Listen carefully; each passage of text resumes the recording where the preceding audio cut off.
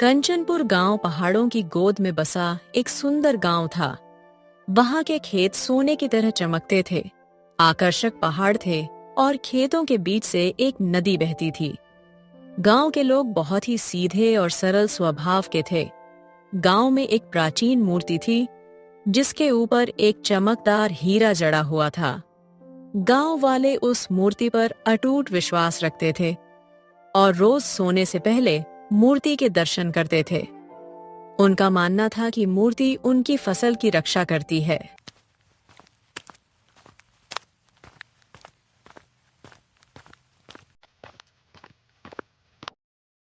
पिताजी, हम कहाँ जा रहे हैं? इस बार हमारे खेतों में अनाज बहुत हुआ है और यह सब उस प्राचीन मूर्ति की कृपा से हुआ है। इसलिए हम अपने अनाज का एक छोटा सा हिस्सा मूर्ति को भेंट करने जा रहे हैं। बिल्कुल, और इसी तरह आगे भी करते रहेंगे। जब तक हमारे गांव में यह मूर्ति है, तब तक हमारे गांव में अनाज, फल और सब्जी की कोई कमी नहीं होगी।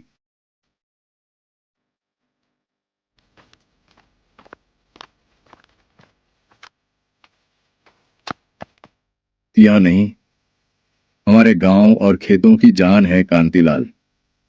बिल्कुल सही सरपंच जी, आपने एकदम सही कहा।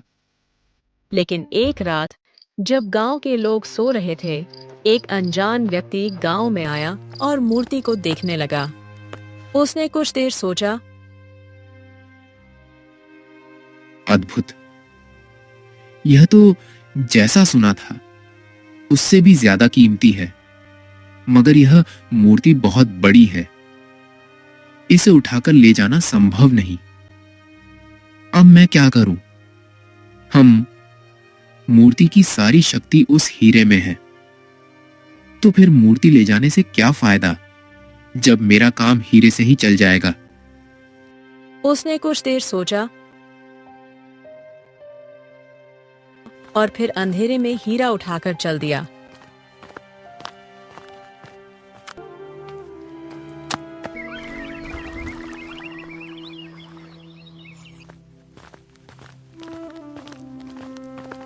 अगली सुबह जब लोग उठे तो मूर्ति का हीरा गायब था। गांव वाले तुरंत सरपंच जी के घर पहुंचे। सरपंच जी बाहर आइए। हमारी मूर्ति। अरे, क्या हुआ कांतिलाल? क्यों सुबह सुबह आसमान सर पर उठा रखा है?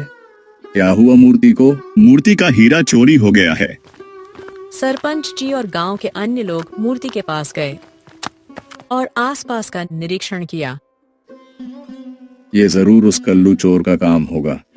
उसके अलावा और किसी की इतनी हिम्मत नहीं कि कोई हीरे की चोरी कर सके। सब लोग मिलकर कल्लू चोर के पास जाते हैं। नहीं सरपंच जी, मैंने ये चोरी नहीं कि मेरा विश्वास करो। मैं भूखा रह जाऊंगा मगर उस जीवन देने वाली मूर्ति के हीरे को कभी नहीं चुराऊंगा। कुछ लोग कल्लू चोर के घर की तलाशी लेते हैं मगर उन्हें कुछ नहीं मिलता। तो बात साफ है, ये चोरी किसी और ने की है। हमें किसी भी तरह चोर को ढूंढना होगा। तब सरपंच का बेटा अर्जुन वहां पर आता है। पिताजी, यह देखिए, मूर्ति के आसपास छानबीन करते हुए मुझे यह ताबीज मिला है। अगर हम इस ताबीज के बारे में पता लगा लें कि यह किसका है, तो हम आसानी से चोर तक पहुंच सकते हैं। इस तरह का ताबीज पूर्वी पहाड़ी के दूसरी तरफ रहने वाले लोग पहनते हैं। जरूर उसी गांव का कोई चोर हीरा चुरा कर ले गया होगा। तो फिर ठीक है, मैं उस गांव में जाऊंगा और चोर को ढूंढकर हीरा वापस लाऊंगा। ठीक है, ये पहाड़ी रास्ते से जाना खतरे से भरा है। तुम्हें नदी के रास्ते से उस गांव में जाना होगा। नदी के रास्ते में खतरा कम है और समय भी कम लगेगा। इस तरह से शाम हो जाती है और मूर्ति का रंग फीका पड़ने लगता है। अगली सुबह तक पूरी मूर्ति का रंग झड़ चुका था और मूर्ति धीरे धीरे काली होने लगी थी। साथ ही खेतों में खड़ी फसल और सब्जियां भी खराब होने लगी थीं।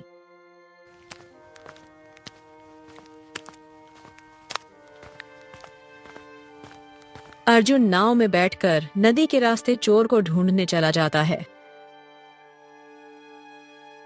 कुछ समय पश्चात रात हो जाती है, मगर अर्जुन अपना सफर जारी रखता है।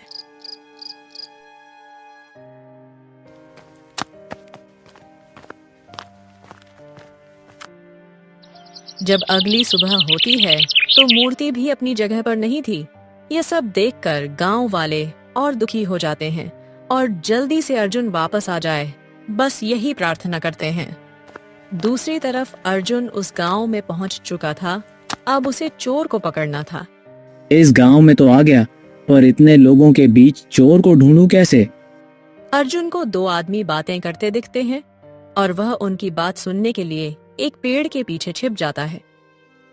भाई, जब से अरुण हमारे गांव में जादुई हीरा लेकर आया है, तब से गांव की धरती एकदम चमक उठी है और फसल भी लहराने लगी हैं।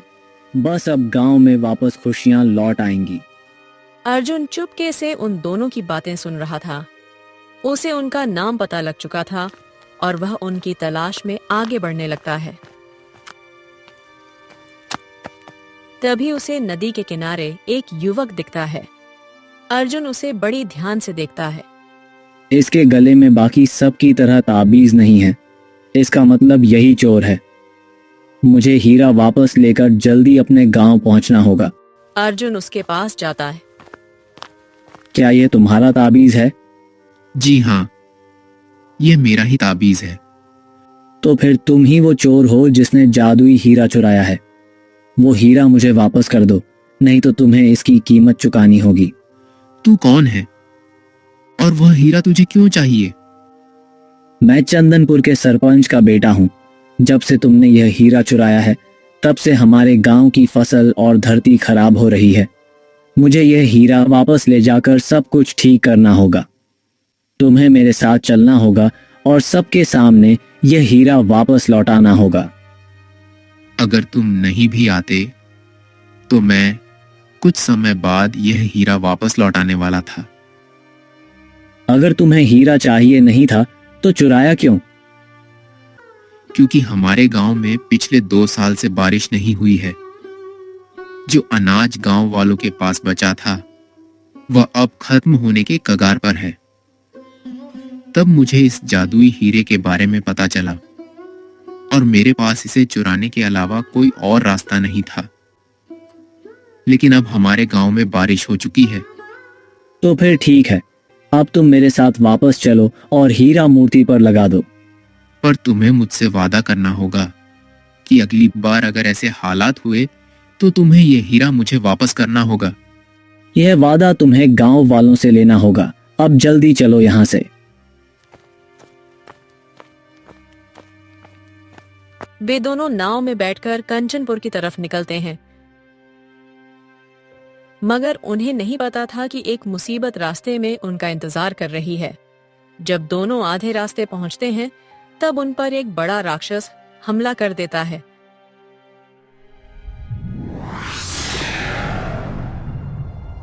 और हीरा नदी में गिर जाता है। हीरा मुझे दो, ये मेरा है। अरुण हीरे के पीछे नदी में कूद जाता है। ये हीरा हम तुम्हें नहीं देंगे। ये हीरा हमारी मूर्ति की आत्मा है। अगर तुम रास्ते से नहीं हटे तो तुम्हारी मौत निश्चित है। यह देखकर अर्जुन अपनी तलवार उस राक्षस की तरफ फेंक कर मारता है, मगर तलवार राक्षस के सिर में जाकर गहरे घाव में घुस जाती है। तब तक अरुण हीरा वापस लेकर नाव में आ जाता है। अर्जुन राक्षस के सिर में लगी चोट देखता है और सब समझ जाता है। हमें यह हीरा इसे देना होगा। नहीं, यह हम किसी और को नहीं देंगे। अगर इसे दे दिया तो सब कुछ खत्म हो जाएगा। हमारे दोनों गांव बर्बाद हो जाएंगे। मैं तुम्हें ऐसा करने नहीं दूंगा। तुम्हें मुझ पर विश्वास करना होगा। यह हीरा इसे दो। यह कोई और नहीं बल्कि वही पवित्र मूर्ति है। यह हीरा इसकी आत्मा है और इसके बिना यह मर रही है। ठीक है, हम तुम्हें तुम्हारा हीरा वापस कर रहे हैं, पर साथ ही दोनों गांवों पर अपनी ऊर्जा छोड़नी होगी ताकि दोनों गांवों में अच्छी बारिश और फसल हो सके। अर्जुन उसे हीरा दे देता है और मूर्ति वापस अपने असली रूप में आ जाती है और वहीं स्थिर हो जाती है। दोनों गांव की धरती वापस ठीक हो जाती है। दोनों गांव के लोग बहुत खुश होते हैं और खुशी खुशी रहने लगते हैं।